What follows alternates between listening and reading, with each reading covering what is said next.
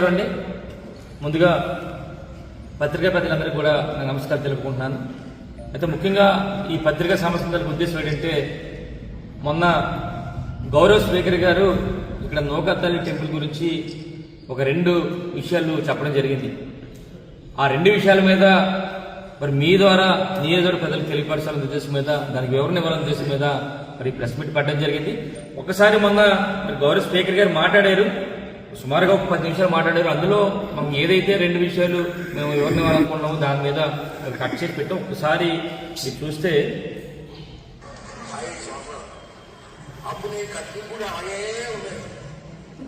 నేను అధికారులు లేనప్పుడు ఆ తాత ఎమ్మెల్యే గారు సీఎంఆర్ రామదేశ్ పక్షము పక్షము సీఎంఆర్ రమణగా తీశారు. ఎమ్మెల్యే గారు నౌకాలను కూడా 10 లక్షలు కావాలన్నారు. 10 లక్షలు ఇచ్చారు. నిజంగా మనం నేను గెలిచిన తర్వాత 2వ పెట్టి ఆప్షన్ ఇచ్చారు. విధానం ఉంటుంది కదా, ఇదిగా ఎందుకు అంటే మీరు ఇచ్చిన 50 లక్షలు అయిపోతున్నారు. ఓకే, మరి సీఎంఆర్ రావు ఇచ్చే 10 లక్షలు ఏమైంది అంటే అకౌంట్లో లేదు. మరి 10 లక్షలు అయిపోయింది అమ్మవారి అకౌంట్లో కాదు. ఈ విధంగా గౌరవ స్పీకర్ గారు చెప్పినట్టు 2 విషయాలు చెప్పడం జరిగింది. ఒకటి, నేను ఉన్నప్పుడే ఈ గుడి కట్టాం, 5 సంవత్సరాల్లో ఎలాగే ఉంచారు, గుడి కట్టలేదు, మేము కట్టింది కూడా అలాగే ఉన్నది. ఒకటి.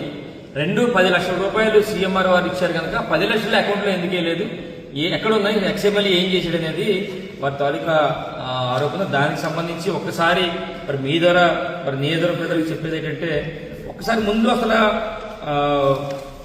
ఈ నూకతల్లి టెంపుల్కి సంబంధించి అప్పుడు తెలుగుదేశం ప్రభుత్వ హయాంలోనే 10 లక్షల రూపాయలు మరి కట్టడం జరిగింది.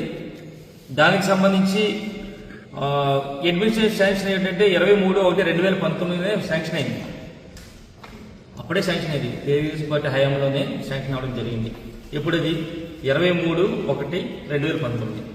ఆ తర్వాత మళ్ళా ఫిబ్రవరి 2019లో మరి ఎవరైతే మరి ఇదైతే టెంపుల్ ఉందో దానికి సంబంధించిన మరి శాంక్షన్ ఆర్డర్స్ కూడా 2 నెలల్లో రావడం జరిగింది.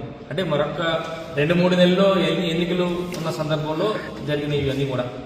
ఆ తర్వాత మేము అధికారులకు రాగానే జగనన్న ప్రభుత్వం వచ్చిన తర్వాత 29/11/2019 అంటే నవంబర్లో మరి ఎవరైతే మరి అప్పలనాయుడు గారి కాంట్రాక్ట్ ఉన్నారో, అప్పలనాయుడు గారి కాంట్రాక్ట్ గారు ఉన్నారో ఆయనకి అప్రూవల్ కాపీ అంటే నవంబర్లో 2019 జగనన్న ప్రభుత్వం వచ్చిన అప్రూవల్ అయింది.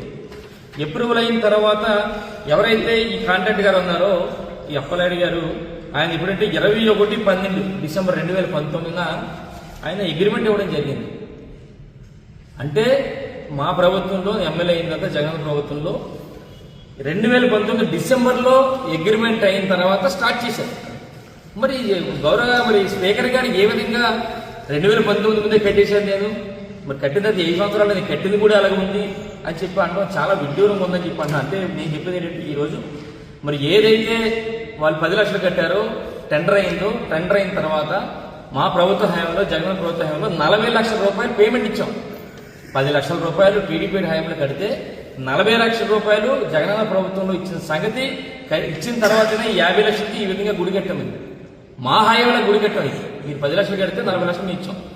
దీన్ని మరి స్పీకర్ గారు ఈ విధంగా మేమే కట్టాం అక్కడే ఉందని చెప్పి చెప్పడం అనేది మరి కరెక్ట్ కాదని చెప్పి మీ ద్వారా నియోజక ప్రజలందరూ కూడా చెప్తున్నాం. ఇది ముమ్మాటి కూడా వారు శాంక్షన్ చేసినప్పుడు కూడా 40 లక్షల రూపాయలు జగనన్న ప్రభుత్వంలో మేము ఇవ్వడం జరిగింది, పేమెంట్ కూడా ఇవ్వడం జరిగింది, అది తీసుకోవడం జరిగింది. ఇది ఒకటి. రెండోది ఏంటంటే 10 లక్షల రూపాయలు సీఎంఆర్ గారు నుంచి వారు 10 లక్షలు ఇచ్చారు, అది ఏం చేశారు, అకౌంట్లో వేయాలి కదా అని చెప్పి 2వ పాయింట్ చెప్పడం జరిగింది. నిజంగా ఈరోజు మీ ద్వారా చెప్పాలి. ఎందుకంటే నేను చూసాం, ఏదో టీవీలో కూడా చూసాం, ఎండోమెంట్ జమలో లేవంట పాత ఎమ్మెల్యే గారు 10 లక్షలు ఏమై చెప్పి ఒక టీవీ ఛానల్లో కూడా మరి చెప్పడం జరిగింది. అయితే నేనేమన్నానంటే నిజంగా సీఎంఆర్ గారు చాలా పెద్ద వ్యాపారస్తులు, నర్సిపట్నంలోని చాలా పెద్ద కాంప్లెక్స్ పెట్టడం సీఎంఆర్, అది పెట్టడం వల్ల చాలా మందికి ఉపాధి అవకాశాలు కూడా మన ప్రాంతంలో ఉన్నాయి. కేవలం వాళ్ళు వ్యాపారమే కాదు, మరి ఎన్నో సేవా కార్యక్రమం కూడా చేస్తారు. అందులో భాగంగానే ఆనాడు మన డిగ్రీ కాలేజీలో ఒక స్పాన్సర్ చేశారు సీఎంఆర్ గారు. ఒక స్పాన్సర్ మావూరు వెంకటరమణ గారు ఒక వాటర్ ప్లాంట్ శాంక్షన్ చేసినప్పుడు నేను ఆ కార్యక్రమానికి వెళ్ళినప్పుడు అక్కడ వారిని కలిశాను. సార్ మాకు మరి నోకాలితల్ టెంపుల్ ఉందండి, చాలా మరి మా నర్సిపట్నంలోనే మంచి టెంపుల్, పెద్ద పండగ గుర్తువేస్తారు, మరి అందరికీ కూడా నమ్మకమైన టెంపుల్ కనుక మరి 10 లక్షల రూపాయలు పీడీపీ డ్యాములు ఇచ్చారు, 40 లక్షల్లో మీ పేమెంట్ కూడా మా ప్రభుత్వంలో జగన్ ప్రభుత్వం ఇచ్చాం కనుక ఇంకా మిగిలి ఉంది, దానికి మీ తాలూకా సహకారం కావాలని చెప్పి కోరాం. మా కోరిక మేరకు ఆ రోజు మావూరు వెంకటరమణ గారు సీఎంఆర్ గారి అధినేత టెంపుల్ దగ్గర రావడం, అప్పటికే మేము టెంపుల్ కట్టించాం ఆల్రెడీ 50 లక్షలకి ఏ టెంపుల్ అయితే ఉందో ఈ టెంపుల్ మేము కట్టించాం ఆల్రెడీ.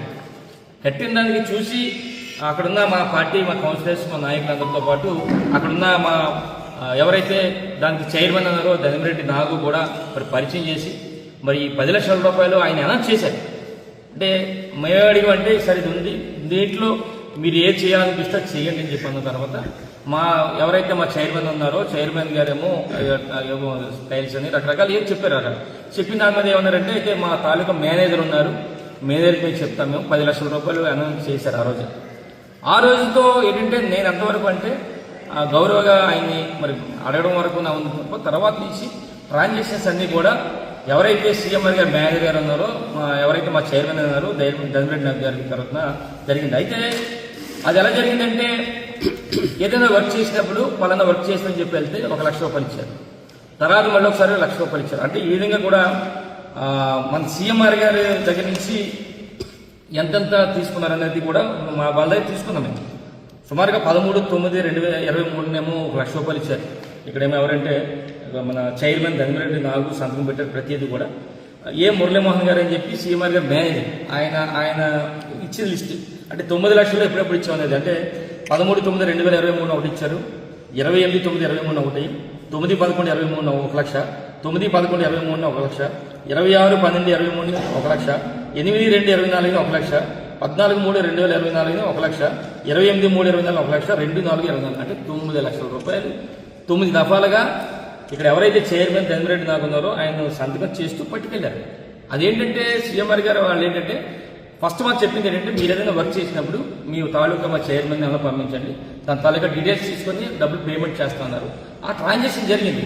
ఈ 9 లక్షల రూపాయలకి ఏం చేశారు ఏంటనేది మా చైర్మన్ గారు గతంలో మేము చెప్పాం. ఎందుకంటే గతంలోనే గౌరవ స్పీకర్ గారు అధికారులు వచ్చిన వెంటనే సేమ్ ఇదే టాపిక్ 10 లక్షల రూపాయలు ఏమని చెప్పి అడిగినప్పుడే నేను మా ఎవరైతే చైర్మన్ ఉన్నారో ధనిరెడ్డి నాగ్ పిలిచి 9 లక్షల రూపాయలు ఇచ్చారు కనుక వివరంగా 9 లక్షలకి ఏం ఖర్చు పెట్టారో మీరు పత్రికా పెద్దల ద్వారా ప్రెస్కి ఇవ్వండి అని చెప్పాను.